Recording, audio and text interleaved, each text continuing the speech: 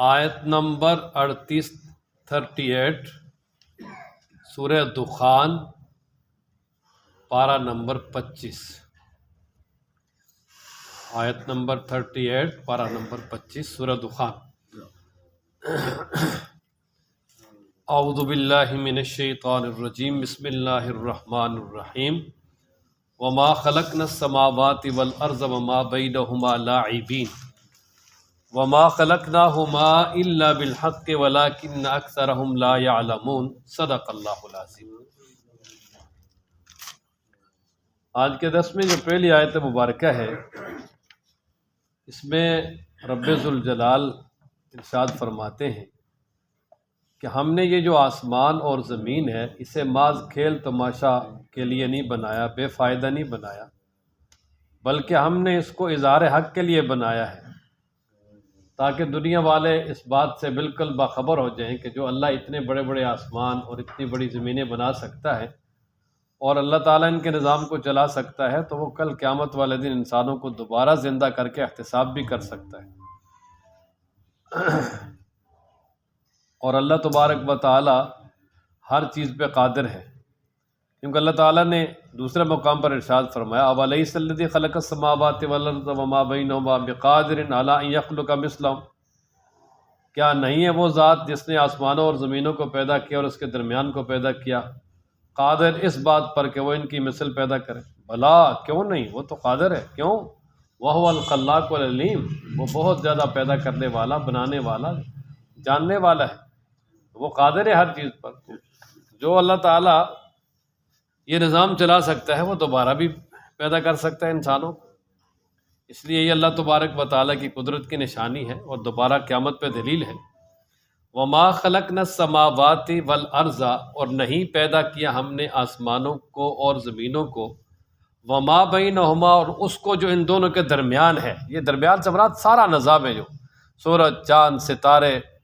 اور دیگر یہ سیارات، اور پھر زمین کے اوپر پہاڑ، دریا، یہ فضاؤں کا نظام، یہ سب اس میں شامل ہے۔ فرمایا یہ سارا نظام جو بنایا ہے یہ نہیں بنایا ہم نے لاعبین، کھیلتے ہوئے، وہ کھیل تماشے کے لیے نہیں بنایا۔ فرمایا ما خلقناہما، نہیں بنایا ہم نے اس کو الا بالحق، مگر حق کے ساتھ، کہ یہ بالکل کیا ہے، حق ہے، اور اللہ تعالیٰ نے اپنے اظہار حق کے لیے اپنی ہستی کا یہ مظہر بنایا ہے۔ وہ کہتے ہیں نا تیرے جلوے آیاں تو نیہا ہے، اللہ کے جلوے ظاہر ہیں اور اللہ کی ذات پوشیدہ ہے، تیری ہستی کا مظہر جہاں ہے، کہ اللہ تعالیٰ کی جو ہستی ہے اس کا اظہار ظاہر ہونے کی جگہ یہ سارا جہان ہے، ساری دنیا ہے۔ وَلَكِنَّ أَكْثَرَهُمْ لَا يَعْلَمُونَ، لیکن اکثر ان میں سے نہیں جانتے۔ إِنَّ يَوْمَ الْفَصْلِ مِيقَاتُهُمْ أَجْمَعِينَ، یہ اخروی ڈراوا ہے۔ اللہ تبارک و تعالیٰ فرماتے ہیں کہ سب کے لیے حساب و کتاب اور جزا و سزا کے لیے ایک دن متعین ہے، جس میں حق و باطل کے درمیان فیصلہ ہو جائے گا، اور وہ ایسا دن ہے کہ جس دن ایک دوست دوسرے دوست کے کام نہیں آئے گا، جیسے دوسرے مقام پر اللہ تعالیٰ ارشاد فرماتے، اس سے پچھلی صورت میں گزرا کہ الأخلاء يومئذ بعضهم لبعض عدو، اس دن دوست ایک دوسرے کے دشمن بن جائیں گے، ہاں الا المتقین، پرہیزگاروں کی دوستیاں برقرار رہیں گی۔ اور فرمایا کہ رب ذوالجلال جو اس وقت فیصلہ کرنے والا ہے وہ بذات خود وہ بڑا رحیم ہے، ہاں اس پر جو ہے وہ کسی کا زور نہیں ہے کہ وہ کسی کو نہ بخشے، وہ اپنے رحم و کرم سے کسی کو بخش بھی سکتا ہے، معاف بھی کر سکتا ہے، کسی کو ریلیف بھی دے سکتا ہے، آسانی بھی کر سکتا ہے، اس لیے کہ وہ غالب ہے، رحم کرنے والا ہے، سب کچھ کر سکتا ہے۔ اس کے علاوہ وہاں پر کوئی بھی ایسا نہیں ہے کہ جو اللہ تعالیٰ سے زبردستی بات منوا لے، یا وہاں پر جو ہے نا وہ کوئی دوست، کوئی رشتہ دار ایک دوسرے کے کام آ جائے اللہ کی اجازت کے بغیر، ایسا نہیں ہوگا۔ بلکہ اللہ تعالیٰ نے قرآن مجید میں ارشاد فرمایا نا کہ جو بالکل قریبی رشتے ہیں، ماں باپ، بہن بھائی، اولاد، بیوی، ان کے بارے میں فرمایا نا کہ یوم یفر المرء من اخیہ، آخری پارے میں، کہ جس دن بھاگے گا آدمی اپنے بھائی سے، اور اسی طرح اپنی ماں سے، اپنے والد سے، اور اپنی بیوی سے، اپنی اولاد سے، سب سے دور بھاگے گا، کہیں مجھ سے جو ہے نا یہ نیکیاں نہ لے لیں۔ وہ بالکل بے پرواہ کرنے والا دن ہوگا، کسی کی پرواہ نہیں ہوگی۔ آج وہ ماں جو بچے کے پیچھے جان دیتی ہے، وہاں وہ ماں بھی جو ہے وہ بچے کی طرف توجہ بھی نہیں کرے گی۔ ہمارے ان بے شک یوم الفصل، فیصلے کا دن، میقاتہم، جو اجمعین ان تمام کے لیے مقرر ہے، کہ بے شک ان تمام کے لیے جو فیصلے کا دن ہے وہ متعین ہے، مقرر ہے۔ یوم، جس دن لا یغنی، نہ کام آئے گا، مولاً کوئی دوست، ان مولا، دوست سے، شی'a، کچھ بھی، کہ جس دن ایک دوست دوسرے دوست کے کوئی بھی کام نہیں آئے گا، ولا ہم ینصرون، اور نہ ہی ان کی مدد کی جائے گی، الا من رحم اللہ، مگر وہ جس پر اللہ رحم کر دے، کہ وہ قادر ہے، کر سکتا ہے۔ انہ هو العزیز الرحیم، بے شک وہی غالب ہے، سب کچھ کر سکتے ہیں، رحیم، رحم والا ہے۔ اللہ نے اپنی رحمت کو ہر چیز سے وسیع رکھا ہے، اگر مومن ہوا، گناہ گار جتنا بھی ہے، اللہ تعالیٰ اس پہ رحم کر دیں گے، لیکن کافر پہ قیامت میں کوئی رحم نہیں ہوگا۔ ان شجرۃ الزقوم، اب آگے اللہ تبارک و تعالیٰ نے کفار کے لیے جو ہے نا وہ اخروی ڈراوا اس کو بیان کیا، کہ بھئی جب کفار کے لیے فیصلہ ہو جائے گا اور فیصلے کے بعد وہ جہنم میں ان کو ڈالا جائے گا تو کیا چیز وہاں ان کو ملے گی اور کیسا سلوک ہوگا۔ تو سب سے پہلے یعنی کھانے کے بارے میں اللہ تبارک و تعالیٰ فرماتے ہیں کہ یہ جو زقوم ہے، زقوم، فرمایا کہ وہ ان کفار کا کھانا ہوگا، ایک بڑا خاردار، کڑوا، کسیلا، بد ذائقہ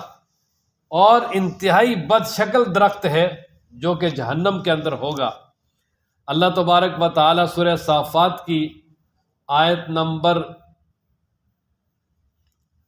62 میں ارشاد فرماتے ہیں، اذالک خیر نزلا ام شجرۃ الزقوم، کیا یہ جو پیچھے مومنوں کے لیے مہمانی کے اسباب گزرے یہ بہتر ہے یا زقوم کا درخت؟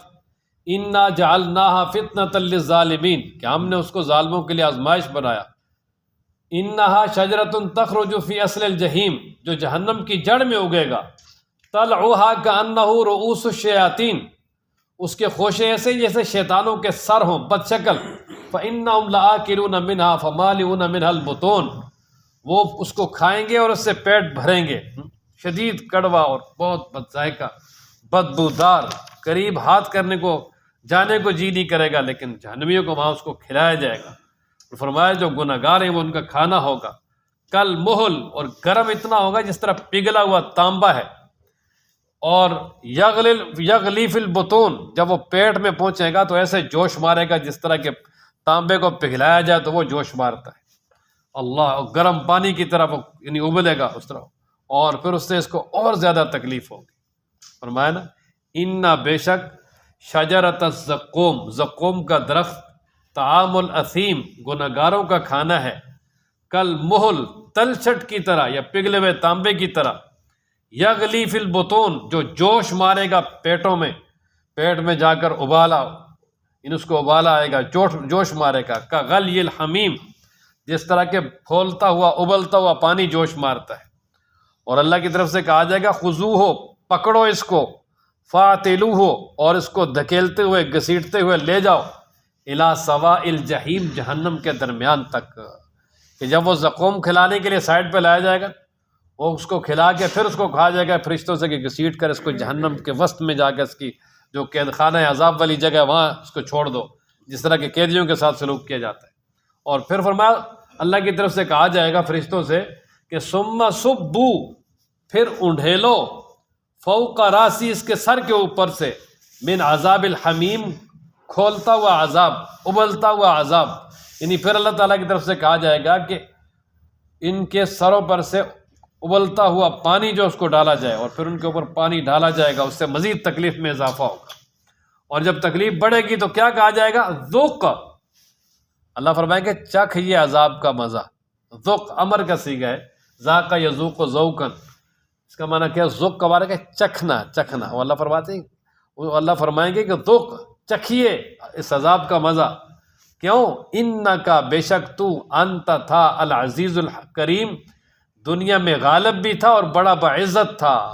کہ دنیا میں تو اپنے آپ کو بڑا غالب سمجھتا تھا اور بڑا باعزت سمجھتا تھا،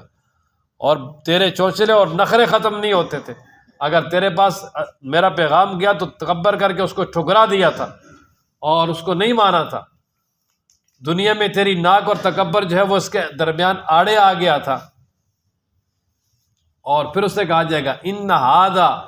بے شک یہ عذاب اور سارا مسئلہ، ما وہ ہے، کنتم بھی تمترون، جس میں تم شک کرتے تھے کہ ہمارے انبیاء تمہیں بتاتے تھے اور تم کیا کرتے تھے؟ شک کرتے تھے۔ یہ کیسے ہو سکتا ہے؟ ہم مر جائیں گے، مٹی سے مٹی ہو جائیں گے، دوبارہ ہم کو کیسے زندہ کیا جائے گا؟ اب یہاں تک تو جی کافروں اور فاسقوں کا انجام۔ اب آگے ایمان والوں کے ساتھ کیا سلوک ہوگا تو اللہ فرما اس کو بیان کیا، جس کو بشارت اخروی کہا جاتا ہے، بشارت ایمان والوں کے لیے۔ فرمایا ان المتقین، بے شک پرہیزگار، یعنی گناہوں سے بچنے والے، شرک کفر سے بچنے والے، نیک کام کرنے والے، اللہ تعالیٰ کی منشا کے مطابق زندگی گزارنے والے، فی مقام امین، امن والی جگہ میں ہوں گے، کہ وہاں بڑا ہی امن ہوگا، سکون ہوگا، اطمینان ہوگا، کوئی چوری کا، کوئی لڑائی جھگڑے فساد، کوئی کسی قسم کا جو ہے نا وہ خطرہ نہیں ہوگا۔ ویسے تو انسان گھر میں بھی جو ہے نا خطرہ رہتا ہے، کوئی میاں بیوی نہ لڑ جائے، کوئی بھائی نہ لڑ جائیں، لیکن وہاں پر کسی قسم کی کوئی لڑائی اور کوئی ناراضگی اور کسی قسم کی بدمزگی کا خطرہ نہیں ہوگا، بالکل امن والا مقام۔ فی جنات وعیون، باغات میں ہوں گے، چشموں میں ہوں گے، بڑے اعلیٰ قسم کے سیرگاہیں جس طرح ہوتی ہیں، ان میں بڑے بڑے باغات ہوتے ہیں، پھر ان میں آبشاریں، چشمے پانی کے۔ یلبسون، وہ پہنیں گے جنت والے، من سندس، باریک ریشم، و استبرق، اور موٹا ریشم، دونوں طرح کے۔ جس طرح باریک ریشم کا لباس، یہ شلوار قمیص سے اوپر جو ہے یہ موٹے کپڑے کی ہوتی ہے نا، اس طرح کا بہترین لباس، یعنی کچھ حصہ جو ہے وہ باریک ریشم کا ہوگا، کچھ موٹے ریشم کا ہوگا، اور وہ ان کو پہنایا جائے گا۔ متقابلین، تختوں پہ آمنے سامنے بیٹھے ہوں گے، اعلیٰ قسم کے بیڈ صوفے لگے ہوں گے، اور ان میں آمنے سامنے ایک دوسرے کے گول میز کانفرنس، اور بڑے اعلیٰ قسم کے لباس پہن کر وہاں بیٹھے ہوں گے۔ اب دیکھیں نا کہ دنیا میں کتنی بڑی بڑی جو سیرگاہیں، کوئی سوئٹزرلینڈ، کوئی کس طرح، یہاں پاکستان میں بڑی بڑی اچھی سیرگاہیں ہیں، وہاں اگر انسان جاتا ہے اور پھر باہر یعنی کھلی فضا ہو، وہاں اعلیٰ قسم کے تکیے اور بڑے اعلیٰ قسم کے جو ہے وہاں صوفے وغیرہ لگے ہوں تو انسان بیٹھے تو کتنا سکون ہے، تو پھر جنت میں کتنا ہوگا؟ یہ تو اس کے مقابلے میں کچھ بھی نہیں۔ کذالک، اللہ فرماتے ہیں یہ ایسے ہوگا، وزوجناہم، اور ہم ان کی شادی کروائیں گے، بحور عین، موٹی آنکھوں والی خوبصورت حور کے ساتھ، کہ اللہ تبارک و تعالی خوبصورت حور عطا فرمائیں گے، اس کے ساتھ اس کی شادی ہوگی، جو کہ ہر وقت اس انسان کو خوش کرنے میں لگی رہے گی۔ اور فرمایا یدعون فیہا، وہ منگوائیں گے اس جنت میں، آرڈر کریں گے اس جنت میں ویٹروں کو، کس کا؟ بکل فاکہۃ، ہر طرح کے میوے کا، کہ جس طرح کوئی انسان بڑے ریسٹورنٹ پہ جاتا ہے نا تو وہاں پر جب وہ بیٹھتا ہے تو وہ آرڈر دیتا ہے، جی یہ لے کر آؤ، وہ لے کر آؤ، ویٹر بھی بڑے جناب بھاگ کے پھر رہے ہوتے ہیں۔ ہاں تو کہاں یہ کہاں جنت، لیکن اس طرح یہاں دیکھو کتنا وہ انسان سکون میں ہوتا ہے، تو پھر جنت میں جب اللہ تبارک و تعالیٰ ایک چھوٹی سی اس کو بادشاہت دے دیں گے اور من چاہی زندگی ہوگی، جو بھی دل میں آئے گا وہ مانگے گا، اور بل بھی کوئی نہیں دینا پڑے گا، یعنی کہ بعد میں جو ہے نا وہ بل دینا پڑے۔ بڑی پرانی بات ہے جی، نیا نیا موٹر وے بنا نا، تو اس وقت ہم گاؤں سے آئے تو پڑھنے کے لیے، تو ایک جگہ پہ گاڑی ٹھہری، تو وہاں پر ساتھیوں نے کہا، دوستوں نے کہا یار چائے پی لیتے۔ اس وقت چائے پی، اور چائے کے ساتھ وہ کہنے لگے جی وہ پیس بھی لینے، وہ فروٹ کیک کے ہوتے، لے آؤ جی، وہ بھی لے آئے۔ تو اس وقت جب انہوں نے بعد میں وہ کمپیوٹرائز بل پیش کیا، وہ 350 کا تھا، تو اس وقت مانسر سے بالا کوٹ کا جو کرایہ تھا وہ تقریباً 45 روپے ہوتا تھا، تو وہ جو ہم 3-4 ساتھی تھے بڑی مشکل سے اس کو پورا کر کے دیا، پتہ بھی تھا وہ اتنا مہنگا، ہم نے یہ سمجھا 5 روپے کی چائے ہوگی، 5-6 روپے کا یہ ہوگا، لیکن وہ جناب چائے بھی اس وقت میرا حال ہے 60-70 روپے کپ تھا۔ اب تو پھر سستا ہو گیا کام، یہ موٹر وے جب نئی بنی نا تو بہت اس پہ وہ، تو خیر بہرحال وہ بل بھی نہیں دینا پڑے گا نا جی، یہ نہیں کہ بعد میں انسان کھائے مزے لے اور پھر بعد میں جناب بل پہ یہ پیسہ، ہاں جی پیسہ نکالو جی، تو یہ بھی کام خراب ہے نا، تو بالکل مفت۔ فرمایا یدعون، وہ مانگیں گے، طلب کریں گے، فیہا، اس جنت میں، بکل فاکہۃ، ہر طرح کے میوے، آمینین، بڑے امن اطمینان کے ساتھ، ہاں بڑے ایمان کے ساتھ اطمینان کے ساتھ بیٹھے ہوں گے۔ لا یذوقون فیہا الموت، ہاں نہ چکھیں گے اس میں موت، کہ دنیا میں اگر انسان عیش و عشرت میں بھی ہے تو موت آ جائے تو سب کچھ چھوڑ دیتا ہے، خالی ہاتھ انسان جاتا ہے، الا موتۃ الاولی، مگر پہلی موت، کہ وہاں موت بھی نہیں آئے گی، اللہ تبارک و تعالی وہاں موت کو بھی ختم کر دیں گے، اور موت کا بھی بالکل خاتمہ ہو جائے گا، بلکہ آپ یوں سمجھیں جی کہ موت کو بھی موت آ جائے گی، موت کو بھی کیا ہو جائے گی جی، موت آ جائے گی، بالکل۔ اللہ اکبر، انسان ہمیشہ ہمیشہ کے لیے وہاں پر زندہ رہے گا۔ حضرت ابو سعید خدری رضی اللہ تعالیٰ عنہ سے منقول ہے، فرماتے ہیں جب انسان جنت میں جائے گا تو ایک پکارنے والا آواز لگائے گا، وہ کہے گا آج کے بعد تم ہمیشہ تندرست رہو گے، کبھی بیمار نہیں ہوگے، اور ہمیشہ تم زندہ رہو گے، کبھی مرو گے نہیں، ہمیشہ جوان رہو گے، کبھی بوڑھے نہیں ہوگے،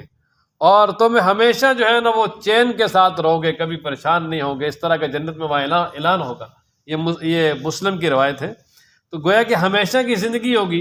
اور وہ بڑے ہی مزے والی زندگی ہوگی۔ وَوَقَاهُمْ، اور فرمایا کہ اللہ تعالیٰ ان کو بچائے گا عذاب الجحیم، جہنم کے عذاب سے۔ اللہ تعالیٰ ان کو جہنم کے عذاب سے بچا کر جنت میں داخل کرے گا، اور فرمایا فَمَنْ زُحْزِحَ عَنِ النَّارِ وَأُدْخِلَ الْجَنَّةَ فَقَدْ فَازَ، جس کو اللہ تعالیٰ نے جہنم سے بچا دیا، جنت میں لے گیا، وہ کامیاب ہو گیا۔ فَضْلًا مِّن رَبِّكَ، یہ فضل ہوگا تمہارے رب کی طرف سے۔ ذَلِكَ هُوَ الْفَوْزُ الْعَظِيمُ، یہ بہت بڑی کامیابی ہے، یعنی جنت میں جانا بہت بڑی کامیابی، اس سے بڑی کامیابی اور کوئی نہیں، کیونکہ یہ وہ کامیابی ہے کہ جس کے بعد ناکامی نہیں، ختم۔ فَإِنَّمَا يَسَّرْنَاهُ بِلِسَانِكَ، اب آگے اللہ تبارک و تعالیٰ نے آخر میں قرآن کے بارے میں فرمایا کہ فَإِنَّمَا يَسَّرْنَاهُ، کہ بے شک ہم نے یہ جو قرآن ہے اس کو آسان کر دیا ہے، بِلِسَانِكَ، آپ کی زبان میں۔ اللہ تعالیٰ نبی پاک صلی اللہ علیہ وسلم کو مخاطب کر کے فرماتے ہیں کہ ہم نے یہ جو آپ کی زبان عربی، اس میں قرآن کو بڑا ہی آسان کر دیا ہے۔ کیوں؟ لعلہم یتذکرون، تاکہ یہ لوگ قرآن کو پڑھیں اور اس سے نصیحت حاصل کریں۔ اور وہ تو دیکھیں تھے ہی عربی، اور عربی میں نازل کرنے کا سب سے بڑی وجہ بھی یہی کہ ایک عربی فصیح زبان ہے، اور دوسرا اس کے اولین مخاطب عربی ہیں، تو فرمایا ان کے لیے تو جو ہے نا وہ نصیحت حاصل کرنا بہت ہی آسان تھا۔ لیکن آج اگر عجمی لوگ بھی قرآن مجید کو سیکھنا چاہیں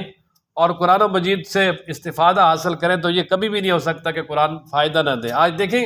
وہ شخص کے جو بالکل پڑھا لکھا نہیں، اپنا نام بھی نہیں لکھ سکتا، اپنا وہ انگوٹھا لگاتا ہے، لیکن اگر کسی قاری کے پاس وہ بھی بیٹھ کر قرآن پڑھ لیتا ہے تو کتنے تیزی سے قرآن پڑھتے، قرآن اس کو بھی آ جاتا ہے۔ اور آپ دیکھیں نا یہ قرآن مجید کا ہم ترجمہ پڑھتے ہیں تو ایک ایک بات بالکل واضح ہمارے سامنے ہو رہی ہے، تو یہ اسی بات کا اثر ہے کہ اللہ نے اس قرآن کو بڑا آسان کیا ہے۔ اللہ تعالیٰ دوسرے مقام پر ارشاد فرماتے ہیں وَلَقَدْ يَسَّرْنَا الْقُرْآنَ لِلذِّكْرِ فَهَلْ مِن مُدَّكِرٍ، ہم نے قرآن کو نصیحت کے لیے بڑا آسان کر دیا ہے، کوئی ہے آئے نصیحت حاصل کرے، غور و فکر کرے، کھلی کتاب ہے۔ ترجمہ والے قرآن بکثرت موجود ہیں، ان کو انسان لے کے پڑھے، مطالعہ کرے۔ ہاں یہ ہے کہ خود اگر قرآن و مجید پہ پھر محقق بن کے بیٹھ جائے، کسی استاد سے نہ پڑھا، کہیں سے نہیں پڑھا، خود بخود ہی مطالعہ کر کے پھر غلط اور صحیح مطلب وہ بیان کرے، اور جس طرح وہ کہتے ہیں چوہے کو جو ہے نا وہ ایک ٹکڑا جو ہے نا وہ ادرک کا مل گیا اور وہ منصار بن کے بیٹھ گیا، تو وہ پھر دین کا نقصان کرتا ہے، وہ پھر دین کا کیا کرتے ہیں جی، ہاں پھر وہ اپنی من مانی، مجھے یہ سمجھ آیا، مجھے یہ آیا، پھر وہ اپنی طرح طرح کی تعویلات، اور پھر وہ من گڑت تعویلیں کر کے لوگوں کو بھی گمراہ اور خود بھی گمراہ۔ خود نبی پاک صلی اللہ علیہ وسلم نے ایسے لوگوں کی نشاندہی کی ہے، فرمایا قیامت کے قریب کچھ لوگ ایسے ہوں گے کہ وہ اللہ بڑے بڑے علماء کو اٹھا لے گا، وہ صرف جاہل رہ جائیں گے، اور وہ فرمایا کہ خود بھی گمراہ ہوں گے، لوگوں کو بھی گمراہ کریں گے، اور لوگ ان کے پاس جائیں گے، مسئلے پوچھیں گے، غلط مسئلے بتائیں گے، اور خود بھی گمراہ ہوں گے، لوگوں کو بھی گمراہ کریں گے۔ اور آج یہ ہے، اور کچھ لوگ ایسے ہیں، مجھے حیرانگی ہے کہ ان کو یعنی قرآن و مجید کا ترجمہ بالکل بھی نہیں آتا، وہ صرف دیکھ کے بڑی مشکل سے کرتے ہیں، وہ جناب بیان کرنے کا اور اس طرح وہ مسندیں سنبھالنے کا اتنا بڑا شوق ہے، اس کے لیے بھاگے بھاگے پھرتے ہیں، بس دیکھتے ہیں اگر کوئی جگہ خالی دیکھیں بس فوری آگے بیٹھ جاتے ہیں، یہ بھی نہیں دیکھتے کہ یار چلو جس کی مسند ہے اس سے اجازت لے لیں یا کچھ کر لیں، نہیں، جہاں بھی جگہ دیکھی پھڑ چلو۔ اب یہ کہ وہ یعنی بات جو کرنے والا ہوتا ہے یا جو کام چل رہا ہوتا ہے وہ ایک اس کا الگ مقام ہوتا ہے، اور درمیان میں خواہ مخواہ سے وجہ چلو یار یہ کہ آدمی عالم دین ہو، کوئی اچھا پڑھا ہو، کوئی معاملہ ہو تو پھر بھی، لیکن آج یہ اتنا عام ہو گیا ہے کہ میں حیران ہوں، سمجھ نہیں آتی جگہ جگہ پہ۔ حالانکہ اپنے سمجھ کے لیے انسان جو ہے نا وہ قرآن و مجید سے استفادہ کر سکتا ہے، ہاں اگر آگے پڑھانا ہے تو پھر اگر شوق ہے تو پھر کچھ وقت علماء کے پاس لگانا پڑے گا، نہیں تو پھر خود بھی گمراہی ہے اور لوگوں کے لیے بھی گمراہی ہے۔ تو خیر بہرحال فَإِنَّمَا يَسَّرْنَاهُ، بس بے شک ہم نے اس قرآن کو آسان کر دیا، بِلِسَانِكَ، آپ کی زبان کے ساتھ، لَعَلَّهُمْ يَتَذَكَّرُونَ، تاکہ وہ کیا کریں جی؟ نصیحت حاصل کریں. فرتقب انہم مرتقبون. اچھا مشرکین جو ہے یہ ان کے لیے ڈراوا ہے، اور نبی پاک صلی اللہ علیہ وسلم کے لیے یہ ایک وعدہ ہے اور تسلی ہے کہ اللہ فرماتے ہیں کہ یہ جو کفار ہیں نا یہ ہر وقت آپ کے نقصان کے منتظر رہتے ہیں، نعوذ باللہ، اور یہ کہتے ہیں بھئی کون سا وقت ہو ان کا نقصان ہو اور اسی طرح یہ ناکام ہو اس مشن میں. تو فرمایا کہ بے شک وہ انتظار کرتے رہیں. وہ اگر آپ کے ناکام ہونے کا انتظار کرتے ہیں تو آپ انتظار کریں کہ ان پہ عذاب کب آئے گا. اور اللہ فرماتے ہیں کہ وہ بھی انتظار کر رہے ہیں آپ کے بارے میں، آپ پھر ان کا کریں، دیکھیں کس پہ کیا ہوتا ہے. تو بالآخر ایسا ہی ہوا، اللہ تبارک و تعالیٰ نے نبی پاک صلی اللہ علیہ وسلم اور ایمان والوں کو خوب عزت دی، اور وہاں جزیرۃ العرب اور پھر 3 براعظم تک اللہ تعالیٰ نے اسلام کو پھیلایا. اور وہ جو مخالفین تھے جو مکہ میں انتظار کرتے تھے بھئی کہ کب یہ سلسلہ ختم ہوگا، وہ انتظار ہی کرتے رہ گئے. اللہ تعالیٰ نے ان کو ناکام کر کے تباہ و برباد کر دیا. اور قرآن والے ہمیشہ زندہ رہے، اور نبی پاک صلی اللہ علیہ وسلم کی دعوت اور عزت ہمیشہ کے لیے جو ہے نا اللہ تعالیٰ نے اس کو دوبالا کر دیا. فرمایا نا فرتقب، انتظار کیجئے، انہم، بے شک وہ، مرتقبون، انتظار کرنے والے ہیں. یہ مرتقبون اس میں فاعل کا صیغہ ہے باب افتعال سے، کہ وہ بھی انتظار کرنے والے. فرتقب، آپ بھی انتظار کریں. اور پھر ایسا ہی ہوا، اللہ تعالیٰ نے بدر سے ان کی ذلت شروع کی اور فتح مکہ کے موقع پر مرکز سے بھی ان کو نکال دیا. اللہ تعالیٰ ہم سب کو قرآن پڑھنے، سمجھنے، عمل کرنے کی توفیق عطا فرمائے.